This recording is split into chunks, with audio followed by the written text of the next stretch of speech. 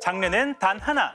장르가 머니! 여러분 안녕하세요. 장르가 머니 아나운서 김하은입니다. 안녕하세요. 최종용입니다. 오늘도 함께해 주실 두 분, 경제를 쉽게 설명해 주시는 박시돈 평론가, 그리고 YG경제연구소 차영주 소장 함께합니다. 안녕하세요. 자, 지난 한 달간 우리 주식시장 변동성 그야말로 역대급이었습니다. 뭐 주식창 열어보기가 무섭다라고 하시는 분들 많았는데, 자, 이 정도 변동성 코스피 사상 처음이라고 하던데요, 소장님. 예, 지난 7월 28일이죠. 코스피 지수가 하루 만에 10.84% 급락을 했습니다. 2000년 이후에 코스피가 하루에 10% 급락한 사례는 총 5차례뿐이었습니다.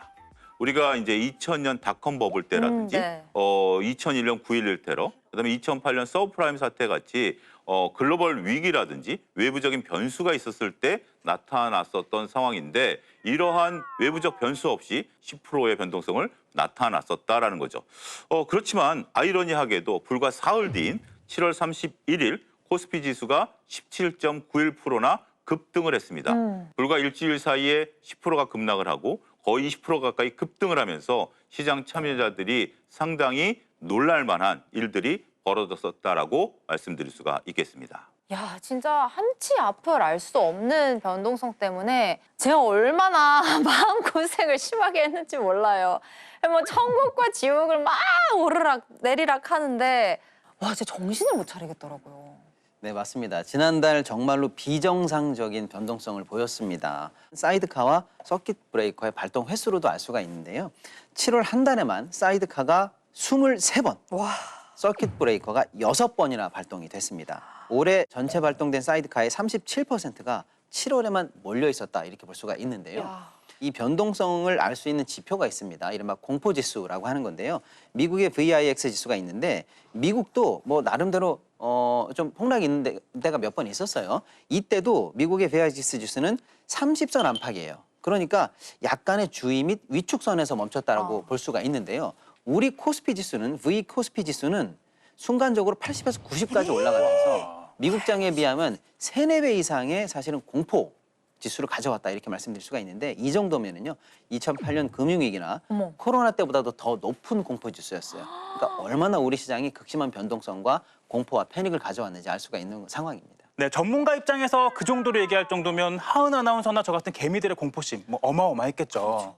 네, 이 같은 변동성 장세만큼이나 이 주식장을 보는 투자자들의 감정, 큰 변동이 생기는데요. 관련 리포트 먼저 만나보고 오시죠.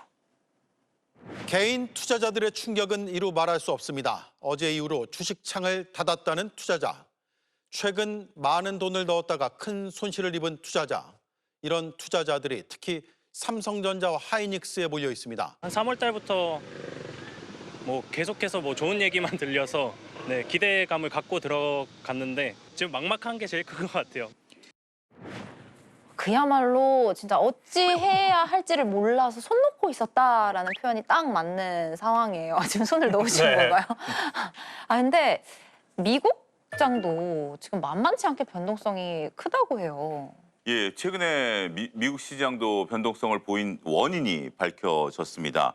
오픈 AI 연구원 출신인 레오폴드가 만든 헤지펀드 때문인데요. 이 펀드가 AI 반도체 관련주들을 공격적으로 투자를 했었습니다. 그러면서 시장이 변동성을 보이면서 주가가 하락하다 보니까 펀드가 약 67% 손실이 발생했습니다. 아이고, 예. 더군다나 이것은 헤지펀드이기 때문에 비투가 가능했었던 펀드입니다. 주가가 급락을 하다 보니까 담보금이 부족해졌고요. 이 부족해진 담보금을 메꾸기 위해서 주식을 팔아야 됐고, 전반적인 시장에 있어서의 변동성이 확대가 됐죠. 안타깝게도 이 펀드 안에는 SK 하이닉스도 들어가 있었습니다. 그러다 보니까 미국 시장에 있어서의 반도체 기술주들이 7월 달에 변동성을 보였고, 또 여기에 영향을 받은 삼성전자와 하이닉스의 변동성이 같이 나타났었다라고 말씀드릴 수 있겠습니다. 뭐 그런 복합적인 영향이 있었다라고 볼 수 있는데, 글로벌 증시, 특히 뭐 미국 증시가 이렇게 흔들릴 때마다 그 중에서 특히 유독 한국 증시가 좀 직격탄을 맞는 느낌인데요. 아무래도 뭐 말씀하신 것처럼 우리 증시가 반도체주에 좀 쏠려 있다, 그리고 또 레버리지 투자 영향 때문이다, 이런 관측도 있잖아요. 네, 맞습니다. 우리나라 증시에서 삼성전자, 하이닉스 이 두 종목의 비중이 거의 60%예요. 너무 그러니까 높아요. 너무나 많이 쏠려 있는 상황인데, 이 상황에서 우리나라 개인 투자자분들이 자칫 상방으로 배팅을 했다가 이제 하락인가 봐라고 해서 손실을 입잖아요. 그럼 그 손실을 만회하기 위해서 더 큰 레버리지 상품이나 또 신용, 미수거래에 의존하면서 반대 포지션으로 또 투기적 거래를 많이 하신 걸로 지금 드러났어요. 네네. 그러다 보니까 주가가 급락하면 일반 주식보다 2~3배 더 변동성이 큰 레버리지를 했는데 다시 2배, 3배 손실이 더 커지는 그런 상황이 이제 계속 발생됐거든요. 그러다 보니까 개인분들이 신용이나 미수를 통해서 거래했던 그런 부분은 하락 이후에 2~3일 뒤에 다시 이제 마진콜이라고 해서 원금을 갖다 놓지 못한다면 네. 예, 반대 매매를 맞게 돼요. 근데 이 반대 매매는 사실은 증권회사가 그냥 기계적으로 하한가 30에 그냥 때려버립니다. 그러니까 시장이 하락하고 미수를 썼는데 다시 그게 하락을 막지 못하고 네. 그러면 반대 매매를 맞는데 반대 매매 매물이 그다음에 시장에 또 하나의 매도를 가속화하니까 계속 악순환을 일으키면서 우리 시장의 변동성을 더 키웠고 개인들에게 손실을 더 키우는 그런 기폭제로 작용을 했다 이렇게 보시면 되겠습니다. 일단 개인 투자자들 피해가 너무 커지니까 이 정부가 지난달 31일에 급하게 대책을 내놨는데 저희 장르가머니에서도 한번 다뤘었죠. 단일 종목 레버리지를 현금 3천만 원이 있어야 가능하게 하겠다. 이런 대책이었습니다. 그런데 이 규제를 시행한 첫날에 주가가 17.9% 급등해 버렸어요. 저도 그 지점이 좀 의아한 대목이었는데 사실 진입장벽이 높아졌잖아요. 네네. 개미들은 이미 투자를 많이 하고 있기 때문에 현금이 없는 상황인데 어떻게 주가가 급등할 수 있었던 거죠? 그 급등의 원인을 일단 여러 가지로 볼 수 있는데요. 방금 소장님께서 말씀 주신 것처럼 레오폴드 헤지펀드 사태가 일단 해결이 됐습니다. 그러면서 시장이 눈치챈 게 뭐냐면 그동안 글로벌 큰 손들이 어쩌면 일부러 반도체나 AI 주식들 좀 눌러왔다라는 게 좀 밝혀졌죠. 네. 그러면 이제 일부러 누를 요인은 없어졌네. 그러면 정상적인 펀더멘탈 투자로 바뀔 수도 있겠네라고 시장이 일단 기대를 하게 된 거고요. 7월 달 한 달 내내 사실 이 실적 발표를 쭉 이어간 결과 MS라든지 아마존이라든지 구글 같은 회사들이 돈을 벌면서 현재 AI를 투자하고 있는 겁니다. 그러니까 의구심을 갖지 마세요라고 하는 확실한 믿음을 시장에 줬어요. 그러다 보니까 외국인들이 7조 이상 순매수하면서 우리 시장을 끌어올렸거든요. 예. 이것도 역대 하루 순매수 최대 규모입니다. 신기록을 갈아채웠습니다. 자, 일단 뭐 레버리지 투자한 뭐 개미들도 많잖아요. 네. 그러다 보니까 이런 변동성 장 속에서 정부가 뭐 투자자들을 좀 보호하기 위해서 이 증시 긴급 조치권을 검토 중이라고 하더라고요. 어떤 대책들이 담기게 될지 관련 리포트 보겠습니다. 금융당국은 증시가 급격히 흔들릴 경우 배율을 조정할 수 있도록 증시 긴급조치권을 마련하는 자본시장법 개정안을 추진합니다. 배율을 조정할 경우 레버리지 상품을 거래하는 외국인과 기관에 의한 변동성도 낮출 수 있습니다. 증시 긴급조치권. 그러니까 증시가 급격하게 흔들릴 때 배율을 조정할 수 있게 하겠다. 이게 무슨 말인지 저 잘 이해가 안 돼서 소장님 좀 설명 좀 부탁드릴게요. 예, 우리가 지금 단일 종목 레버리지 ETF 같은 경우 2배를 왔다 갔다 하는 그런 비율을 갖고 있습니다. 그런데 시장이 너무 불안하면 이걸 좀 조정할 권한을 금융당국이 갖겠다라는 겁니다. 이것은 지난달 홍콩에서 도입된 가변 레버리지 구조를 정부가 참고한 것이다라고 얘기를 하고 있습니다. 홍콩도 운영사가 시장 상황에 따라서 자율적으로 조정할 수 있는 구조인데 이거를 우리는 금융당국이 다 갖겠다라는 거죠. 그리고 이제 우리가 레버리지 ETF, ETN 같은 경우는 파생 상품이기 때문에 현물 가격과 때로는 괴리가 발생할 때가 있습니다. 이게 너무 벌어져서 조정을 못할 경우에도 정부가 개입을 하겠다. 뭐 이런 규제들을 하는 거죠. 아직 저는 그 레버리지 소를 키우고 있지는 않는 상황인데 고위험 레버리지 상품에 들어간 분들 당장 발을 빼야 할지 버텨야 할지 그야말로 좀 막막할 것 같은데요. 고위험 레버리지 상품이 갖고 있는 특성을 먼저 여러분들이 인지하셔야 됩니다. 이 상품은 장기 투자 상품이 아닙니다. 근데 난 이미 여기서 손실이 발생했어. 이것을 어떻게 좀 만회할 수 있는 방법이 있을까요? 라고 질문하신다면 냉정하게 말씀드리겠습니다. 일단 손실이 발생했다라는 것은 안타깝지만 그렇다고 해서 이 손실을 만회하기 위해서 또 레버리지를 일으킨다? 이거는 최악의 경우가 발생할 수도 있습니다. 더 이상의 배팅은 안 된다. 그렇습니다. 그래서 아직까지 이 포지션을 보유하고 계신 분들 입장에서는 포지션을 서서히 정리하는 것이 가장 현실적인 방법이 될 수 있겠다라고 말씀드릴 수가 있겠습니다.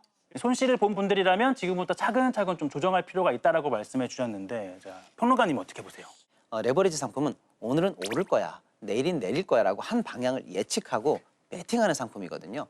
삼성전자 하이닉스 오르면 오르겠지, 삼성 하이닉스 떨어지면 떨어지겠지, 이 수준이 아니고요. 네. 최근에는 복합 함수가 좀 많이 들어왔거든요. 우리나라 주식의 현물 시장과 저녁에 바뀌는 선물 시장의 이 차이, 그리고 우리나라 시장에서 현물로 거래되고 있는 예를 들면 하이닉스 같은 물건은 미국에서 ADR로 전날 또 다음날에 또 거래되는 네. 이 차이, 이런 다양한 복합 함수가 우리 시장에 영향을 주기 때문에 오늘은 오를 거야, 내일은 내릴 거야라는 단편적인 배팅이 쉽지가 않습니다. 그래서 다소 보수적이면서 펀더멘탈을 믿고 천천히 투자하실 수 있는 그런 정중동의 투자가 지금 더 필요하지 않나라는 말씀 드리고 싶습니다. 이 반도체나 뭐 AI에 집중 투자한 저 같은 분들은 또 어떻게 하면 좋을까요? 이번에는 평론가님부터 말씀 부탁드립니다. 네, AI 관련해서는 다소간의 7월 한 달간 시장에서는 의구심 내지는 피크아웃에 대한 우려 때문에 주가가 주춤하긴 했습니다만, 결론적으로 실적 발표를 통해서 시장이 확인한 건 펀더멘탈은 이상이 없구나, AI 생태계와 반도체 관련한 호황은 당분간 이어지겠구나라는 것은 볼 수가 있겠습니다. 특히 일론 머스크 같은 경우에도 주주회의를 통해서 이런 얘기를 했거든요. 반도체 기업들이 메모리 관련해서 20%씩 성장하고 있다. 그런데 AI 회사들은 200%씩 수요를 늘리고 있다. 그래서 변동성이 컸던 7월을 일단 견뎌내셨으니 앞으로는 반도체나 AI 관련해서는 지금까지 생각했던 정도의 그런 어떤 긍정적인 뷰를 가지고 차분히 대응하시면 좋을 것 같다는 말씀을 드립니다. 그런데 뭐 제 얘기는 아닙니다만, 그럼 현금을 좀 가지고 있다, 아직 여유가 있다라고 하시는 분들, 지금 시장 좀 기회로 봐야 할까요? 아니면 좀 더 시간을 두고 봐야 할까요?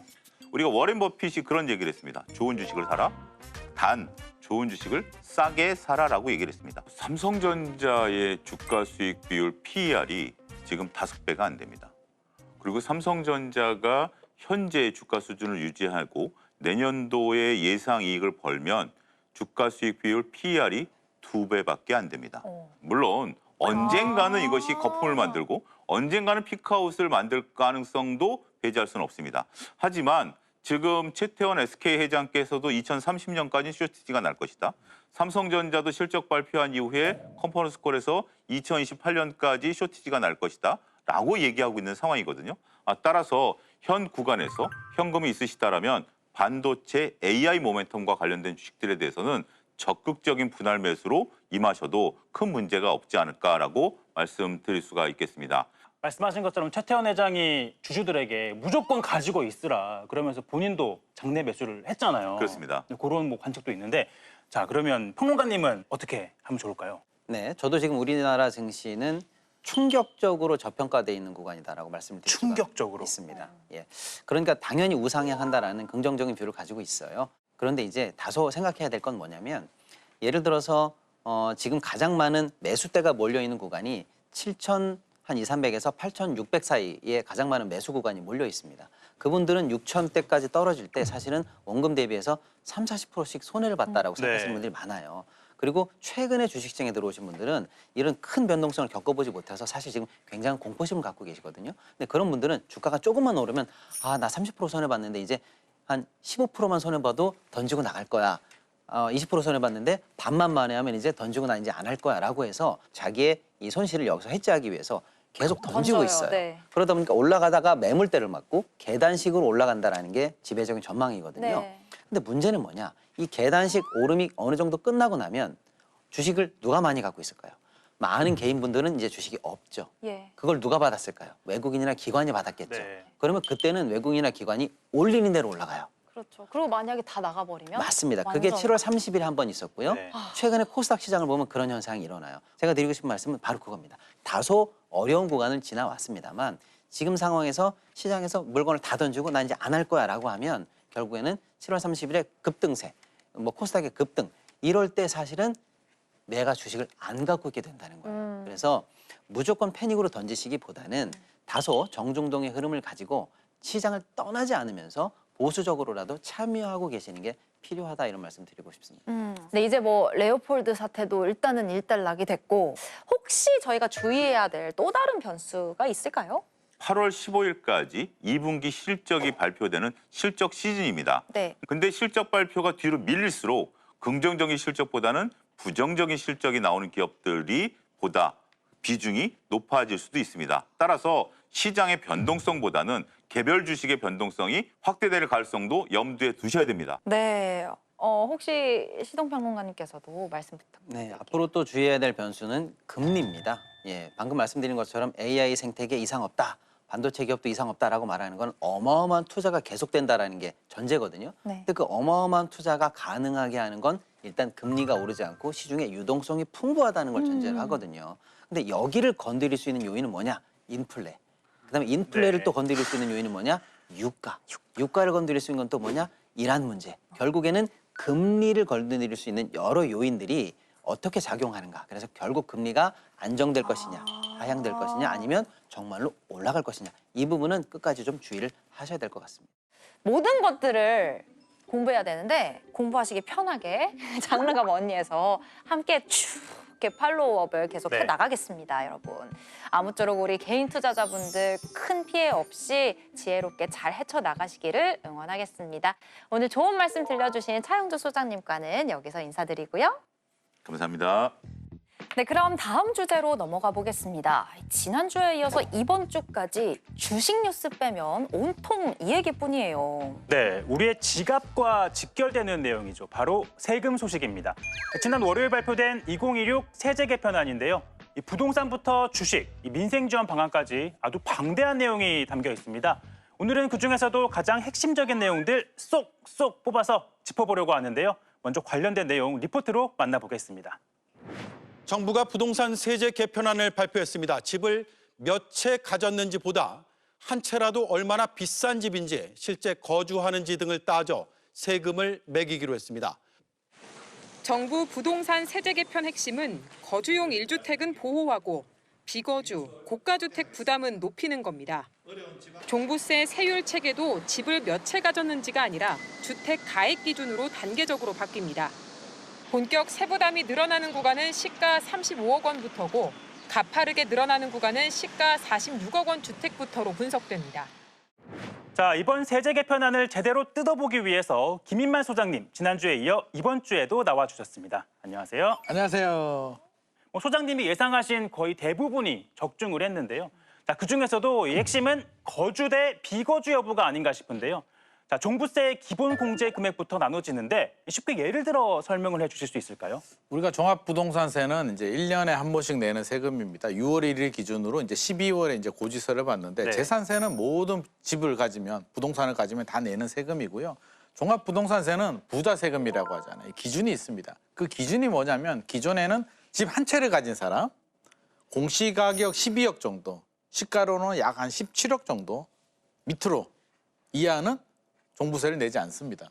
니들은 집 하나 가지고 있는데 이 정도 금액은 사실 부자 아니잖아. 좀 봐줄게. 재산세만 내라고 하는 거고요. 공시가격이 12억 넘어가게 되면 이제 종부세 대상이 됩니다. 다주택자들, 너들은 집을 좀 많이 가지고 있네. 12억까지는 하면 안 되겠어. 9억으로 내려줍니다. 그러면 세금을 더 많이 내게 되죠. 공시가격 합산해서 인별 합산 9억이 넘어가게 되면 종부세 대상이 되는데 그건 기존 방식이고요. 네. 이번 세제 개편안 내용은 한마디로 시가 20억 아래 되는 분들은 걱정 안 하셔도 됩니다. 종부세 안 냅니다. 그냥 마음 편하게 네. 강 건너 불구경 하시면 되니까 네. 오히려 혜택을 받는 거죠. 네. 세금 부담이 더 줄어듭니다. 근데 너 거주 안 해? 우리 정책 방향과 다르잖아. 그러면 너는 12억이 아니라 1주택자도 9억으로 내리겠다고 해서 기존 다주택자와 동일하게 9억으로 오히려 세금 부담이 더 늘어나는 구조. 다주택자들은 4억 원 기본 공제해 주고요. 네. 나머지 5억에 대해서 9억이니까 4억 빼면 5억이 남잖아요. 네. 5억에 대해서는 가지고 있는 집의 합계 금액에서 거주하는 집의 비율만큼만 빼줄게. 어떤 경우라도 공제 금액이 줄어듭니다. 다주택자들은. 예. 정리를 하면 1주택인데 거주해 12억에서 14억으로 혜택을 준다. 1주택인데 거주하지 않으면 12억에서 9억으로 줄어든다. 다주택자들은 기존 9억보다 더 줄어든다. 이렇게 선을 명확하게 나눴습니다. 그러니까 결국에는 거주의 방점이 찍혀 있는데 1주택 거주자의 경우에는 기존보다는 더 혜택이 많아요. 좋아지는 거네요. 시뮬레이션 결과를 한번 보게 되면 공시가격 12억, 15억 정도, 그럼 시가로 한 20억 정도 됩니다. 대략. 예. 그러면 지금은 27만 6천 원 정도 네요. 재정경제부 자료에 따르면 2028년에 세제 개편안을 합니다. 그래서 2028년에 거주를 해 살고 있으면 10만 8천 원. 오. 27만 6천 원에서 10만 8천 원이면 17만 원 네. 정도 줄잖아요. 많이 주는데요? 너 거주 안 했구나. 비거주는 152만. 이게 이제 금액이 올라가게 되면 점점점 부담이 늘어나서 이제 비싼 집 한번 얘기해 볼까요? 공시가격 50억, 시가 70억. 와. 저희 다녀왔던 한남 뉴타운 뭐 그런 정도 거지. 되겠네요. 한남이나 원밸리 정도 되는 데가 예, 사실 우리하고 예. 좀 동떨어져 있는데 네. 현재도 937만 원, 거의 1,000만 원 네. 가까이 내는데 와우. 2028년이 되면 거주하잖아요. 네. 14억까지 공제 받잖아요. 네. 그래도 3,295만 원. 아, 초보가는 거주를 해도 부담이 늘어나네요. 구간이 올라가니까요. 네. 거주를 안 해. 4,480만 원. 시원합니다. 와, 아니 뭐 그 초고가 주택 가격을 부담할 여력도 없지만 네. 세금까지 생각하면 저는 뭐 평생 연이 안 그러니까 날 이 것 같아요. 시뮬레이션 보니까 이거 부담 능력이 되시는 분들은 많이 내셔라. 부담 능력이 안 되는 하위 구간들은 적게 내라라는 정부의 철학이 반영이 된 것 같습니다. 그리고 또 한 가지 더 있었죠. 이 주택 수보다 주택 가액 기준으로 할 거다라는 부분도 적중을 하셨어요. 이것도 내용을 보게 되면 이제 점진적으로 올라가긴 하는데요. 현재는 어떤 구조냐면 2주택 이하, 1주택, 2주택은 0.5에서 2.7% 구간별로 집값이 비쌀수록 세율이 올라갑니다. 3주택자는 0.5에서 5%까지 최고 구간은 5%까지 올라가는데 2028년이 이제 합칩니다. 그래서 1주택, 2주택, 3주택 구분이 없어지고요. 한 개로 통일되는데 현재의 3주택 중과세율 0.5에서 5%로 네. 통일되니까 사실 저는 집 하나 가지고 있는 사람이라면 세금 부담이 좀 늘어날 수도 있겠다. 현재는 0.5에서 최고 2.7인데 네. 5%까지 올라가니까 예, 예. 세부담이 고가 주택들은 2배 정도 세율이 올라갈 수도 있습니다. 그러니까 한마디로 비싼 집일수록 세금을 더 많이 내게 되는 건데 이 장기 보유 특별 공제가 지금 거주에 방점이 찍힌 장기 거주 소득 공제로 바뀌고 한도까지 생겼습니다. 네. 이 문제에 대해서도 좀 취재 영상으로 먼저 보고 이야기를 이어나가겠습니다. 정부는 보유만 했던 갭 투자 아파트는 팔더라도 세제 혜택을 주지 않기로 했습니다. 실제 거주한 경우만 공제 혜택을 주겠다는 겁니다. 주택을 오랫동안 가지고 있다가 판 경우 보유와 거주 기간을 따져 양도세를 깎아줍니다. 공제율은 양도 차익의 최대 80%, 이른바 장기 보유 특별 공제입니다. 장기간 쌓인 양도 차익과 물가 상승분에 따른 세부담을 완화하는 차원인데 앞으로 실제 거주한 기간만 양도세를 깎아주도록 제도가 바뀝니다. 거주하지 않고 소위 갭 투자를 한 아파트가 막대한 세금 혜택을 누리는 걸 차단하겠다는 겁니다. 집은 바잉, 즉 사는 것이 아니라 리빙, 즉 사는 곳이라는 원칙 하에 거주 중심의 주택 시장이 정착되도록 부동산 세제를 합리적으로 개편하겠습니다. 지금 정부에서 제일 중요시하는 게 집은 바잉, 사는 게 아니라 거주, 리빙 해야 되는 공간이다라는 거잖아요. 역시 한마디로 오래 보유하지 말고 오래 거주하라는 데에 방점이 찍혀 있는 리포트였어요. 맞습니다. 이제 전세 주고 이제 뭐 우리가 갭 투자라고 하는데 갭 투자하고 10년 가지고 있었는데 혜택을 너무 많이 주는 거 아닌가. 보유만 해도 10년 이상이니까 30년 가지고 가신 분들은 집값이 얼마나 많이 올랐겠어요. 예. 12억까지는 비과세, 나머지 부분에 대해서는 80% 공제받으니까 실제로 매덕 내지 않아요. 100억이 남아도 매덕 내지 않습니다. 그래서 혜택이 좀 과했던 건 사실인데 이번에 세제 개편의 특징이 뭐냐면 2027년 내년에 안심해도 돼. 내년에는 장기 보유 특별 공제 그대로 인정. 2027년에 팔고 2028년에는 조금 2대6 비율, 2029년이 되면 10년 동안 거주를 해야만 인정을 해준다. 단 캡은 10억까지. 지금은 예를 들어서 100억 남아서 20억 세금 내고 80억 가져갈 수 있었는데 10억 캡이 들어오게 되면 나는 10억밖에 혜택을 못 받으니까 세금을 어마어마하게 많이 내야 되는데 물론 이런 분들은 굉장히 강남의 일부 제한적이기 때문에 우리가 일반적으로 적용하기는 어렵고요. 나는 마포의 아파트 뭐 3년 전에 샀는데 이런 분들은 10억 공제 받기도 쉽지 않기 때문에 너무 걱정할 필요는 없을 것 같습니다.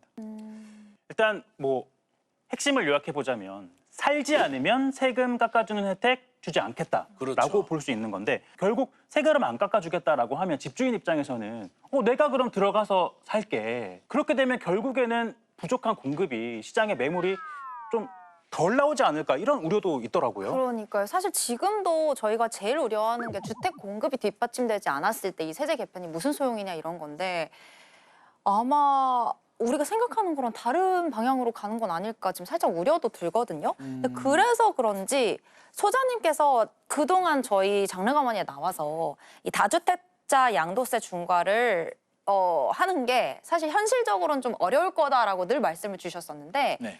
그걸 한시적으로 완화해 준다고 하더라고요. 아, 중과세도 살짝 완화해 줍니다. 이제 추구를 만들어줘야 되니까. 예, 예, 예. 2027년에 팔면 장기 보유 특별공제도 인정해 주잖아요. 양도세 중과세도 지금 규제 지역에 세 채 가진 사람이 팔면 최고 세율이 82.5%니까. 야, 아무리 봐도 네. 10억이 남았는데 8억 세금 내라고 하면 제 주변에 물어봐도 10명 물어봐도 아무도 안 팔겠다고 하더라고요. 집주인 입장에서는 좀 아깝긴 하겠죠. 예. 좀 아까운 게 아니라 예를 들어서 우리 부모님이 아들아 아버지가 세금 때문에 집 팔겠다. 그냥 8억 세금 내고 우리 2억 가지고 너 5천만 원 주고 아빠 1억 5천 쓸게. 아버지 왜 그러세요? 좀만 버텨보세요. 아빠 그러시면 안 돼요. 안 돼요, 안 제가 세금 좀 보태드릴게요. 이런 반응이 나올 수가 있기 때문에 정부도 알죠. 아 이건 매물 잠긴다. 이거는 못 파는 거다라고 해서 이번에 줄여주는 게 2027년 내년에는 2주택자는 20이 아니라 5%포인트만 살짝만 중과세 해줄게. 아. 3주택자는 10%포인트만 살짝 중과세 해줄게. 그러면 기존보다 많이 줄어들잖아요. 네. 살짝 좀 완화시켜줬다. 중과세가 좀 말랑말랑해졌다라는 건데 사실 50% 넘어가게 되면 사실 매물이 나오는 건 쉽지 않은데 이제 보유세하고 붙어서 보유세가 부담스럽잖아요. 네네. 그래서 저는 파는 매물이 좀 나올 수는 있겠다. 어떤 분들? 고령자들. 아, 근데 20억 아래 구간에 앞서서 우리가 세금 부담이 오히려 축소, 네. 혜택을 본다고 했잖아요. 네. 이쪽에서는 집주인들이 반대 반응이 나오죠. 우리가 혜택을 보는데? 그래서 시장이 양극화. 한마디로 요즘 이런 말이 나와요. 똘똘한 채가 트렌드였잖아요. 이제는 덜 똘똘한 채가 트렌드가 될 것 같다. 똘똘한 채는 세금 부담이 너무 크니까 살짝 30억 이하 덜 똘똘한 채로 수요자들이 몰리지 않을까 이런 얘기들도 나오고 있습니다. 네. 이번 세제 개편 뚜껑을 열어보니까 역시나 저희가 생각했던 것만큼 강력한데요. 그만큼 앞으로 시장이 어떻게 반응을 할지 또 논란도 뜨거운 상황인 것 같습니다. 자, 그런데 지금 부동산뿐만이 아니라 자본시장을 어떻게 활성화할 것인가 그 방안에 대한 내용도 이번 개편안에 포함이 돼 있었어요. 특히나 찬반 논란이 거센 생산적 금융 ISA를 신설한다.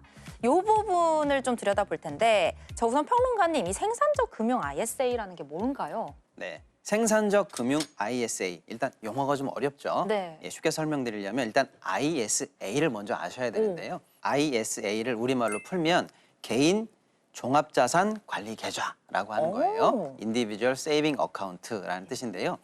원래 ISA는 우리나라에 이미 있는 상품이에요. 네. 뭐냐면 그냥 일반적으로 내가 주식을 하거나 펀드를 하거나 예금을 하는 것보다 네. 사실은 이 계좌를 통해서 하십시오. 그러면 세금 혜택도 훨씬 많이 줄 테니까 일반 국민들께서 자산 형성을 초기에 할 수 있도록 확실하게 혜택을 주는 계좌를 저희가 만들었습니다. 라고 하는 제도예요. 네.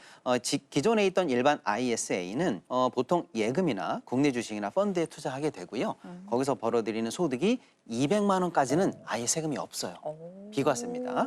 그리고 200만 원이 넘어가는 부분에 관한 소득도 9.9%로 저율과세가 돼요. 이게 굉장히 유리한 계좌죠. 네. 그러니까 자산 형성에 필요한 초기 청년이라든지 신혼부부라든지 이런 분들은 꼭 가지고 계셔야 되는 계좌인데요. 기존에 투자하던 대상은 예적금이나 국내 주식, 국내 펀드 같은 것들이었는데 이번 정부 들어서 정부가 야심차게 추진하는 게 있죠. 바로 국민성장펀드. 그러니까 정부도 돈을 내고 민간 금융도 돈을 내서 우리나라를 이끌어갈 최첨단 성장 산업에 우리가 다 같이 투자하자. 이런 거 지금 정부가 하고 있거든요.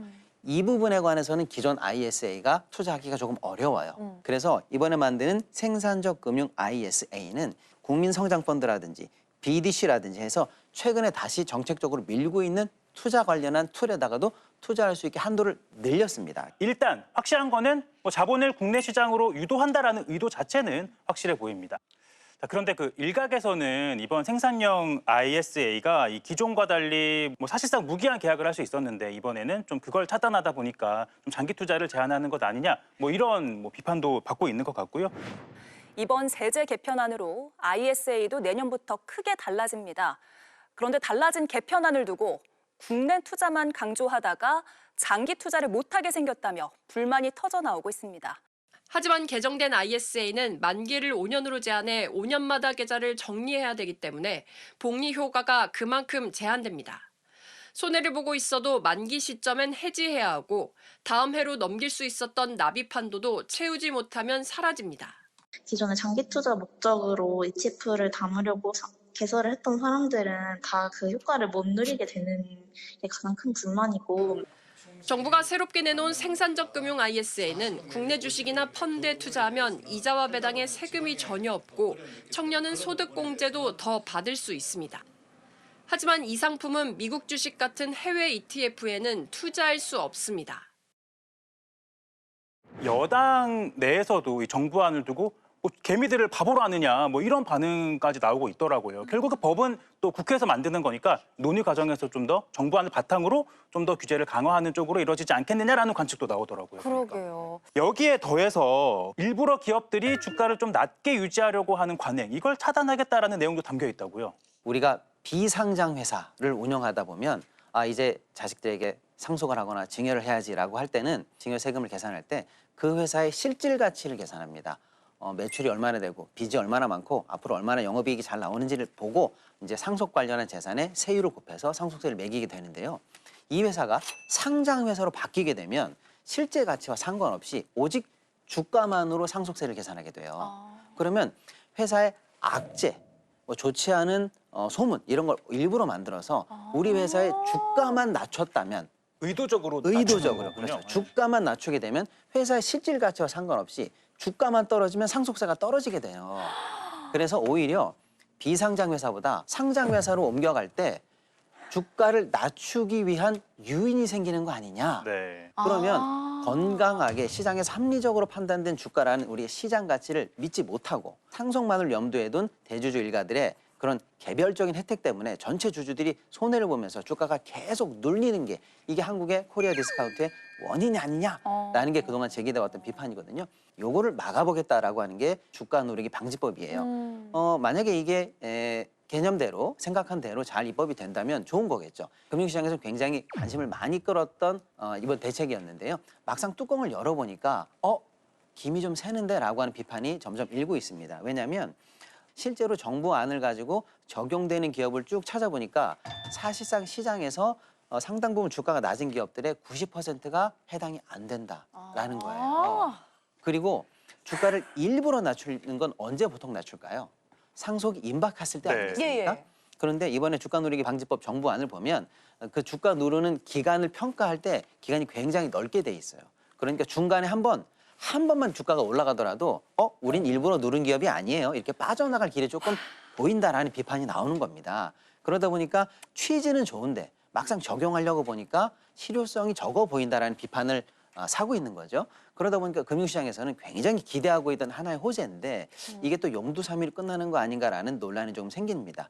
이 부분은 국회 논의 과정에서 추가적으로 손보겠다라는 얘기도 좀 나오고 있으니까요. 시장이 원하는 방식대로 잘 입법이 되는지 추후 좀 지켜볼 필요가 있다 이렇게 볼 수가 있겠습니다.